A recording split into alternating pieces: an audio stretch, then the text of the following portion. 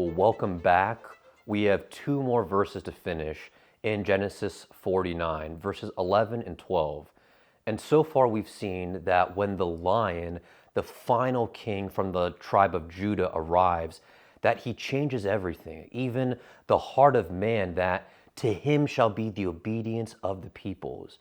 These prophecies, they should instill within us this amazement that Christ can accomplish what goes beyond even our wildest dreams and expectations, that he would deal with sinners like us, who deserve nothing but death and punishment, but that true to what it means to be a king, that he did switch places with us, that he took our punishment upon himself, and that he died the death that we deserved.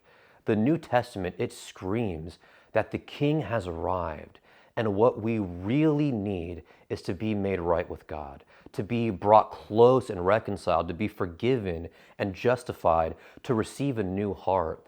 And for those who have repented from their sin and surrendered their life to Jesus as Savior and Lord, who bend the knee to him as King, that those are the ones who become united to Christ and in his work that he accomplished, but also what he will accomplish in the end.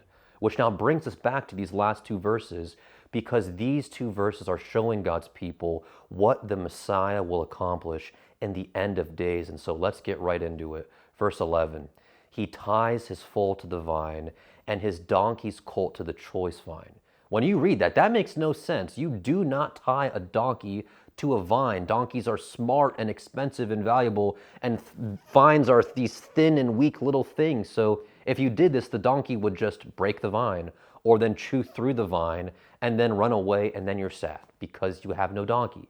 But in this future era, vines are strong and they're everywhere, such that you could just grab a strong vine and tie it to your donkey and then not have to worry about anything, let alone your donkey running away.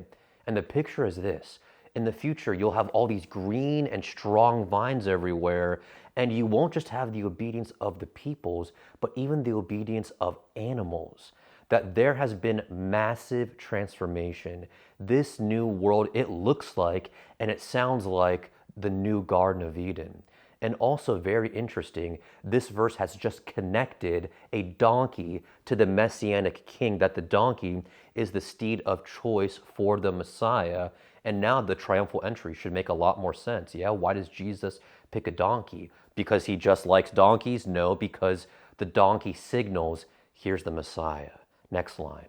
He washes his garments in wine and his robes in the blood of grapes. Verse 12, his eyes are dark from wine and his teeth are white from milk. More wild stuff here, because you're supposed to wash your garments with water. You would never wash your garments with wine. Wine's expensive. It's hard to get. But there's this coming era in the future where it's as if wine becomes as common as water. And even more, teeth do not sparkle, white from milk. And even if they could, you could never drink that much milk to make your teeth sparkle. And milk is difficult to get in the ancient world, but not in this future era with Shiloh. Here's what you're seeing in this text. The hardest things to cultivate and the most valuable yields of the land are commonplace during Shiloh's reign. It's this era that's marked with beauty and abundance of all the best things. This kingdom that Shiloh inaugurates, that he reigns over, he changes everything in the most dramatic and idyllic ways. And that should be sensational, because in Genesis, the ground was cursed and the ground was even ravaged by a flood and by all these famines. But when the king returns, he also brings back a new Garden of Eden. And this is a staggering prophecy and reminder that God, through the Messiah, he'll overcome it all. Sin, death, Satan. He'll even create a new world of peace and rest and beauty and perfection in the end.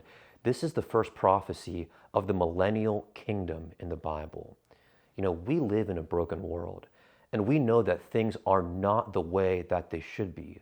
But Genesis 49, it pierces the darkness, and it does so through the Messianic King. It places the hero of Genesis 3:15 front and center and says, look at all that he'll accomplish in the end. He's the one that we look to, that we hope in, because he's the one that resolves everything in the end. He's the one that makes all things new.